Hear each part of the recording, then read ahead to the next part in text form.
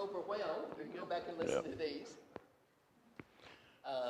I think we're good. Okay, Yeah, turn it y'all over can to hear you, me? Kevin. All right, all right. Wired for sound. Here we go.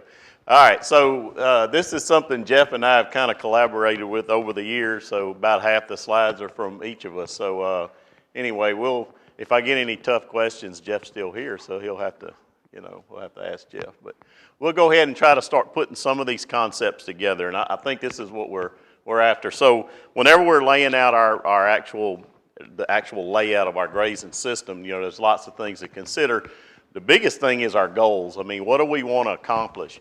I think y'all saw a good example yesterday, the Adams farm, of a farm that had been kind of overused and abused a little bit when they got a hold of it. And then they've obviously have different goals than, say, I've got a rented farm just across the parkway from them, completely different operation, completely different set of goals. So what I inherited was not near as in bad a shape as what they inherited, several years ago. So it depends on what our goals are, what we, and I think you all have got a good exposure to some of these things to consider. So just to kind of jump right into it, I think whatever our situation is, we need to have realistic expectations, right? We can get online and see a lot of stuff. We can hear about mob grazing, we can hear about, intensive grazing, that kind of thing. But if we're working a regular job and we can only really do a lot of work on weekends, okay, maybe we need to move, maybe we can only move our cattle once a week. Be honest with yourself on what your life situation is and how much management time you can put to it, as opposed to, just reading something and trying to go off on something that may not be realistic, right? Also, pasture improvement, I mean, it takes a while. It takes a while, and I'm going to tell you something else. Mother Nature, I think it's Greg Brand that I'm going to credit this with. I think I heard it at one of his pasture walks. Mother Nature always is in control, right? And if you do the same thing in the same way year after year after year, Mother Nature's going to figure you out and she's going to throw you a curveball, right? So always be prepared for that curveball, right? Because, and I could give you examples, but we would be here a while. So you got to be flexible, right? All right, so what are our land resources? What kind of livestock operation we're going to have?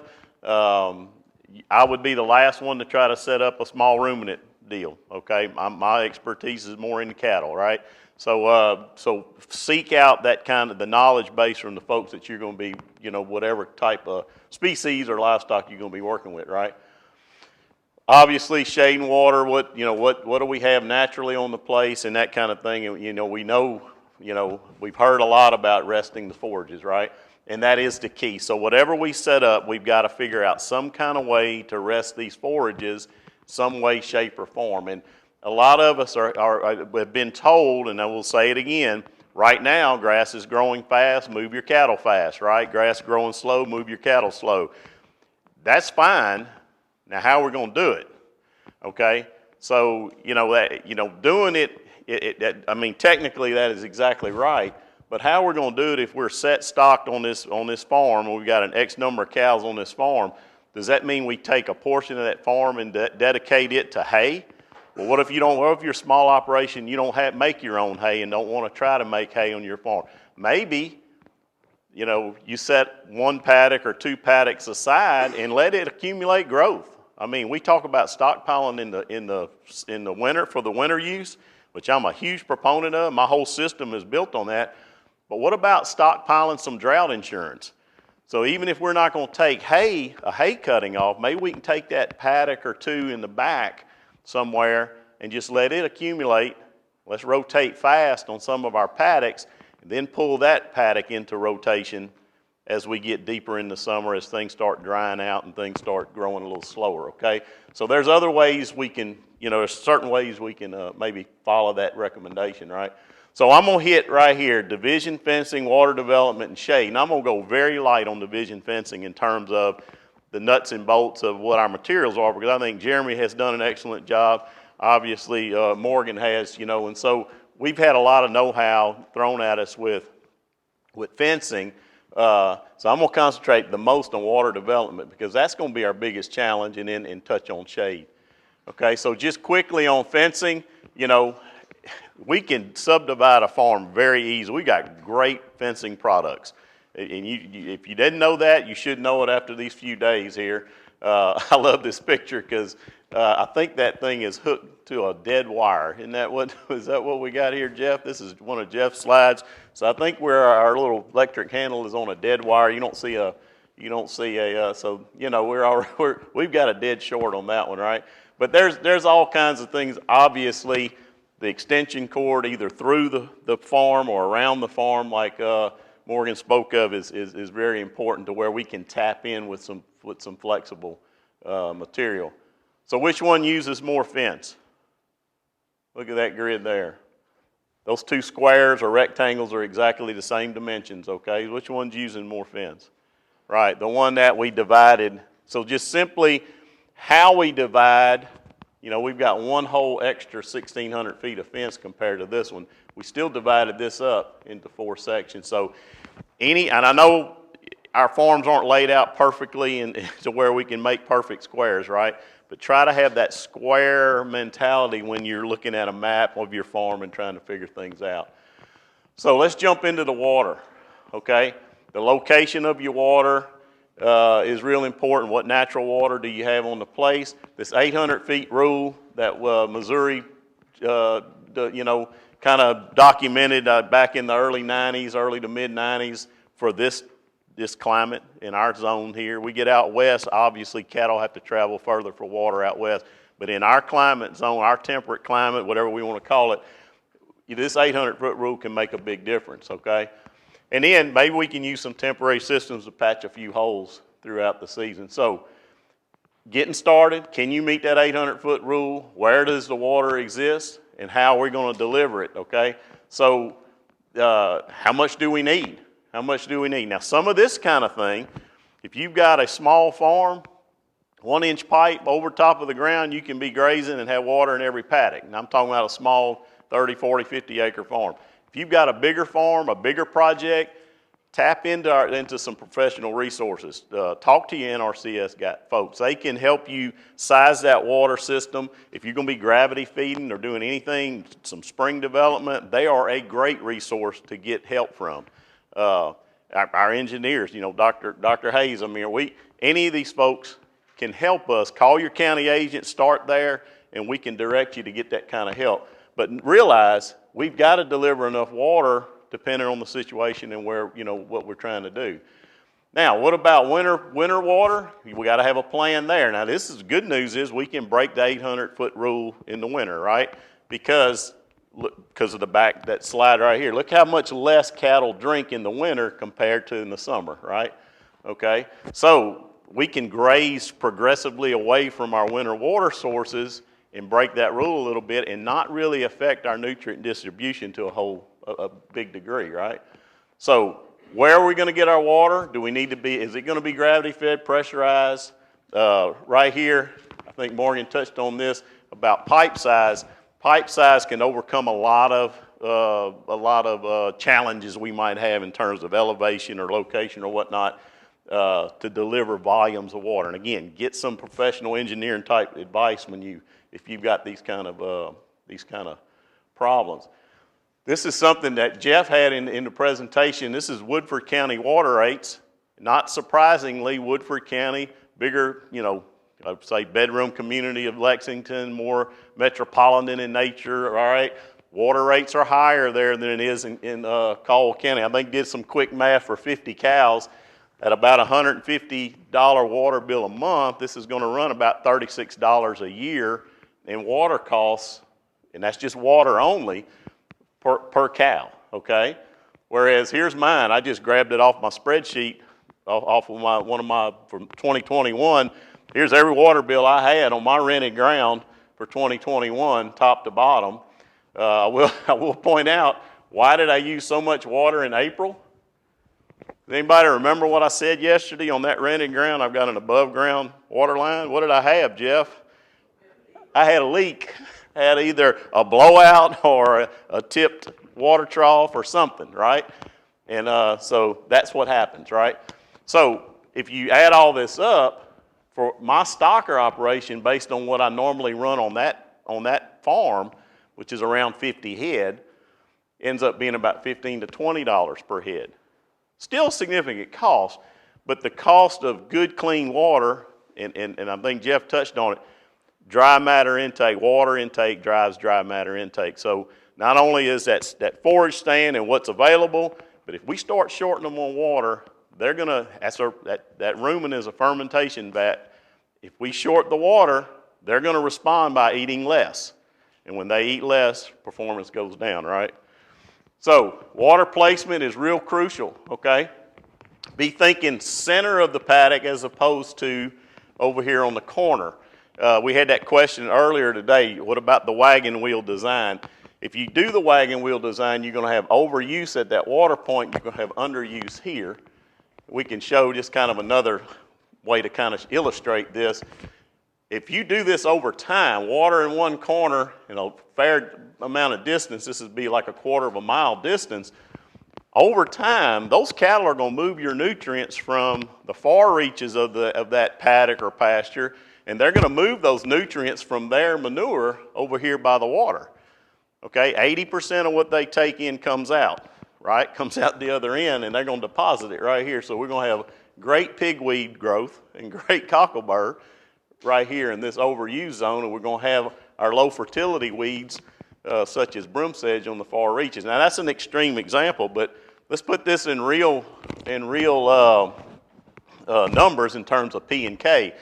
This is the half and half field, we call it. Now when we were driving to the back yesterday, we went past the orchard and we went through the next field, and I think what's left of our working facility was on the left. And then we went through a gateway, a cattle guard, and it was a field that we drove, long field, and then we turned that real hard curve to go over to where we had our demo in the back, right? This is the road we were running down right here. That's the half and half field. Basically a 1,600-foot field in length.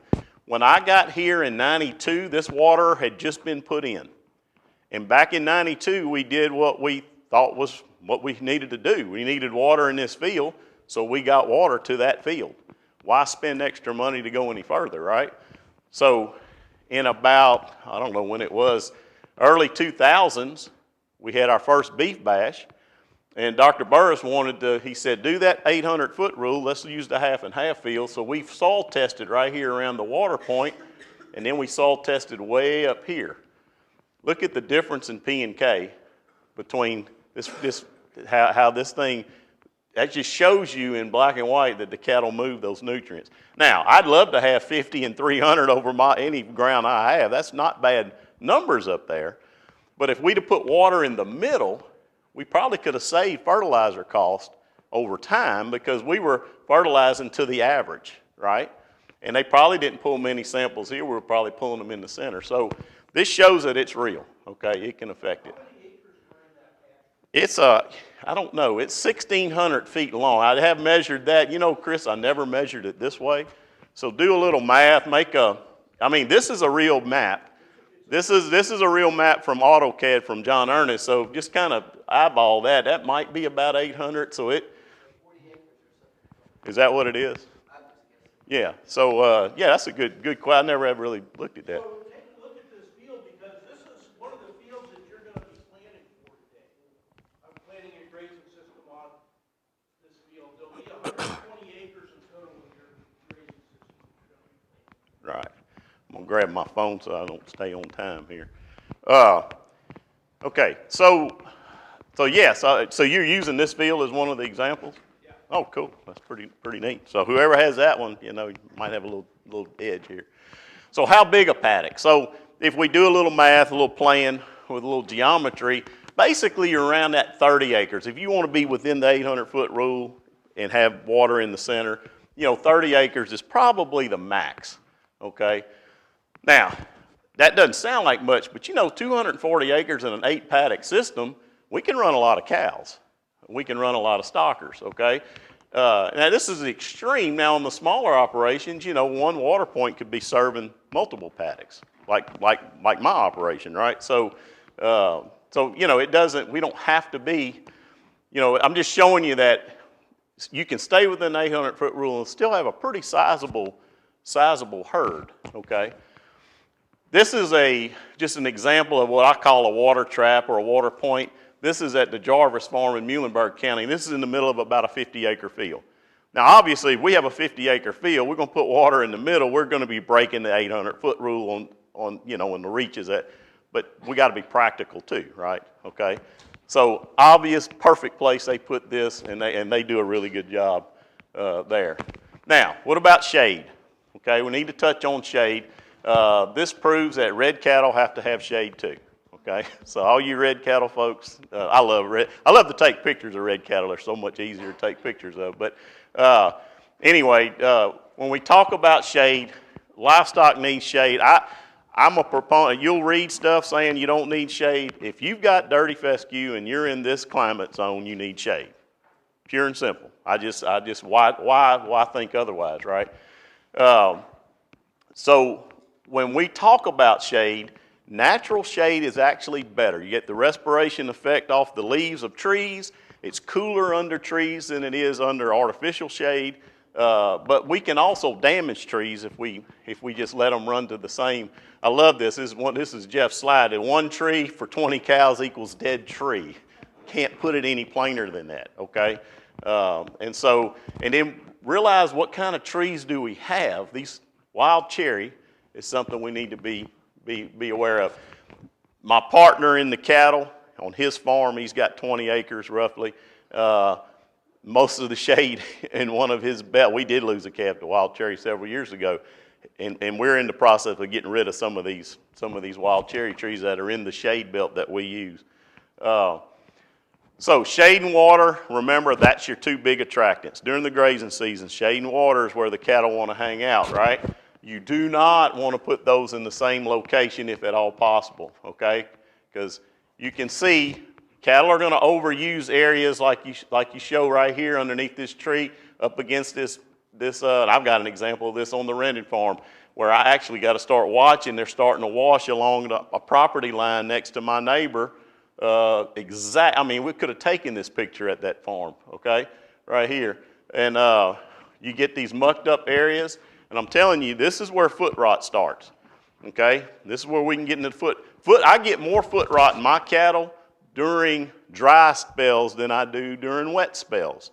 Because if we get into a drought type situation, they're walking on hard, crackly ground. They crack those hooves, then they go hug the shade, because usually it's hot during those times, and they muck up, and this is all urine and manure and nastiness. And so now they've got a cracked hoof, and it's just perfect for foot rot to set in. So this is what happens when you get shade and water in the same spot.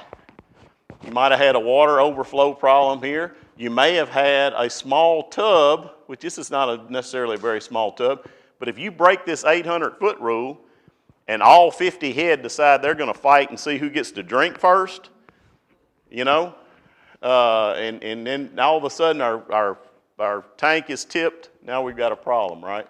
Yeah, and I'll tell you the story. So that was mine. Okay. It's in shade.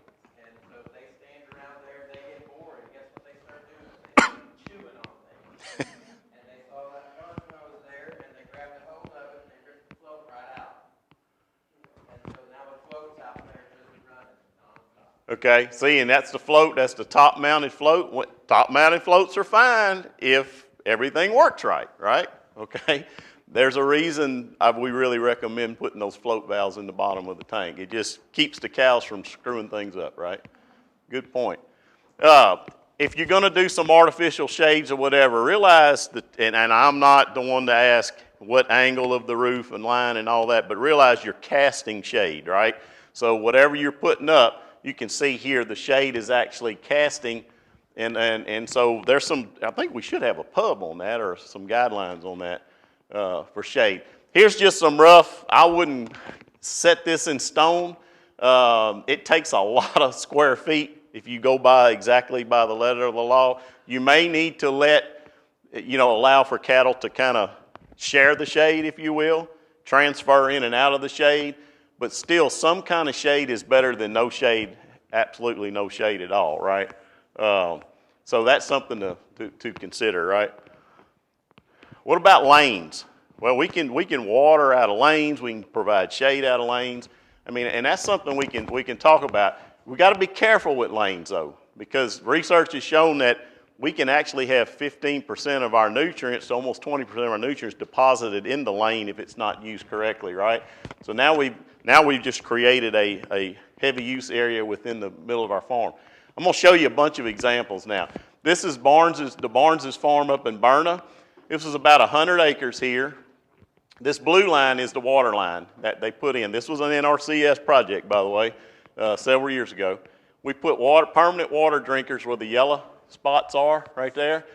And then this black line, that was our high tensile permanent division fences, right? So we decided to locate water here so we could still break this into more paddocks, right? Okay. The white line now I'm showing, the yellow line is our temporary fencing. We now broke it into paddocks, right? Okay. And the white line here is a 3-strand alley or lane, if you will. Okay. Now to see that in real life, that's what it looks like. Okay. Now they rocked up to a point. Okay, and then you can see we did not rock the rest of the road to the back. So I think the next picture shows it. Okay, so this was a background stocker operation. Their receiving pen is back here at this barn. So they wanted rock at least to the first drinker. And then if you back up, no rock from then on out, just a grass lane. Using these gates, what they would do is cut off that water point. So they had like a water trap. Anytime they were in one of those quadrants, right? Okay, they would cut this area off. All right, that way the cattle aren't just traveling up and down the lane, helter-skelter, right?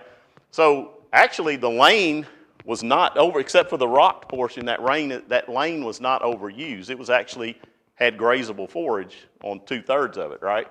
So I thought that was pretty ingenious when they came up with that. Now, see the offset drinker, okay, we offset it so we can get equipment around it, you know, tractors, trucks, whatever, can drive up and down the lane, right?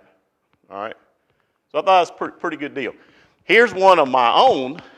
This was actually Dr. Richard Coffey, who used to be our department chair. This was the farm he had. It was right outside of town, and he let me run about 15 calves on it every year. And it was just 11 acres. His house was right here. That's his garden spot. And then that little dark area is trees. And he did not want me to let the calves have access to that shade up here at the trees, right? Because that was next to his house and it was going to be stinking and nasty, flies. Okay, all right. So the only shade was back here at the end. The rest of this was open. So what I would do every year, of course, it's just 11 acres. I do all this with temporary fencing, okay? I made myself a lane. The water was right here. This pond was not usable. It was just part of the kind of a sacrifice area in the back. And then we would graze progressively through here and watered right here, right? Now, not too bad. Cattle still had to walk to get to water. If they're in this paddock, they'd have to walk all the way over here and transfer, maybe come over here for shade, okay? But they would still have to, you know, break in the 800-foot rule, right? So what I found, and I don't forget how many years we ran cattle there, what I found out is over time, we were getting rank growth right here, and we were starting to lose fescue and starting to overgraze right in here, right? Does that make sense? I mean, you would think so, right? All right, so what I was going to do, and he sold the house, he sold the place and moved into town. But what I was going to do, okay, after I noticed that after several years, I was going to take this lane, move it over here, and then run temporary water from here over to that corner at the top there, right? And try to have a little different a little different traffic pattern, if you will. Okay, to try to alleviate that. Still going to overuse this area to a large extent, okay? Couldn't make everything work, but that was what my next step was going to be. Well, he ended up selling. I didn't get to try to test that out, but that was, I thought but it worked pretty good, Okay. 50-acre farm. This is actually the first farm I've rented. This is the one right close to the parkway here. This is what I kind of inherited when I first got on this farm. This is what very soon my landlord has a camp here. So he's got underground water line to here, and then we had an old kind of a half decent pond in the back. So we had 3 zones we needed to tackle, right? This is what NRCS wanted to do, and I was all on board, and we were going to get 90% of this paid for, okay? This was years ago, all right? I've received stocker calves here, so we were going to put a drinker here, here, here, here, all right, and here, all right? Then we, looking at it again, too many drinkers, so we decided, okay, we'll make this a seasonal drinker and make that one a seasonal drinker. And that makes sense. And I could run temporary hose only right here, right? I'd have access to a tile that'd be buried right here, tapping into this line here. This would have been perfect. Would have been perfect. My landlord did not want to sign any papers that had anything to do with the government. He refused to sign the paperwork, right? God love him. I love that man, but he's got his ways, and it's his land. End of the day, it's his land. It's not mine, right? So what we do is, all of this is basically how I water, except I'm doing all with 1 inch above ground, okay? I have quit using the pond. I have fenced off that pond, and now I actually break the pipe here with a coupler, and I move a water trough over here to catch that paddock there, okay? I think the last example I'm going to show you, this is a 100-acre, it was actually about a 200-acre farm in Hopkinsville area. What you're looking at is the front half, again, another NRCS project, put drinkers in. We developed this compared to the 100 acres. This is, you can't see this, but all of this is broken woods, pastures and woods in the back. Nothing that you could really subdivide very easily. So what this approach was, we're going to do a grazing cell, if you will, 8 paddock type grazing cell here. Use this as our drought insurance, as our stockpiling, and just let this grow up, as best, and utilize it as needed in the back, whether it be for winter grazing or whether it be for some drought insurance, and that has worked out pretty good. So again, do some math, do the math like Jeff went over with y'all, the grazing math. Several of I'm sure have hit on how to get started in terms of, you got a piece of ground, how many can I run? There's lots of tools there for that. Think, if you're going to get started right away, think temporary to semi-permanent to permanent. Go ahead and kind of evolve in that, right? We can draw a lot of fences and a lot of water lines on a piece of paper and a pencil, and maybe do a little bit of temporary fencing, temporary water lines, make things get started before we start burying lines. Now, but eventually we want to get into something more permanent, right? Square paddocks, okay? Water in the center if possible. Small farms, water points that can serve several paddocks. 800-foot rule. Think about shade, and use lanes if you have to. They're not necessarily something that's evil if you've got different operations. If you're doing some AI work, if dairies, whatever, lanes can help you get cattle in and out. So with that, I think that's. You'll be around? Yep, sure will. All right.